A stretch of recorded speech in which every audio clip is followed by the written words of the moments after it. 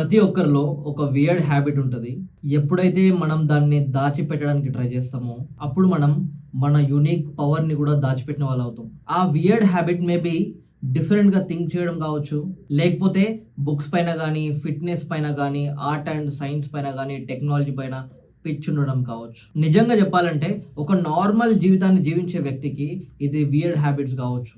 But ఒక exceptional life lead చేసే వ్యక్తికి ఇవి ఒక ఎక్సెప్షనల్ హ్యాబిట్స్. నువ్వు నీ లోపట ఉన్న యూనిక్ వియర్డ్‌నెస్‌ని చూసి ఇన్‌సెక్యూర్‌గా ఫీల్ అవ్వట్లేదంటే, ఈ సొసైటీ పెట్టే జడ్జ్‌మెంట్స్‌కి లొంగట్లేదని అర్థం. Yes friends, I know. ఎప్పుడైతే మనం అందరికంటే కొంచెం భిన్నంగా, డిఫరెంట్‌గా ఉండే లైఫ్ పాత్‌ని చూజ్ చేసుకుంటామో, అది చాలా లోన్‌లీ జర్నీ. అది చాలా పెయిన్‌ఫుల్ జర్నీ. కానీ అదే మనల్ని ఈ సమాజంలో స్టాండ్ ఔట్ అయ్యేలాగా చేస్తది. అందుకే మనలో ఉన్న యూనిక్‌నెస్ మన క్యారెక్టర్‌కి ఉండే ఒక సిగ్నేచర్ లాంటిది. కాబట్టి ఫ్రెండ్స్, ఆ వియర్డ్‌నెస్‌ని, ఆ యూనిక్‌నెస్‌ని ఎంబ్రేస్ చేయండి. అది మన ఆరాని పెంచుతది.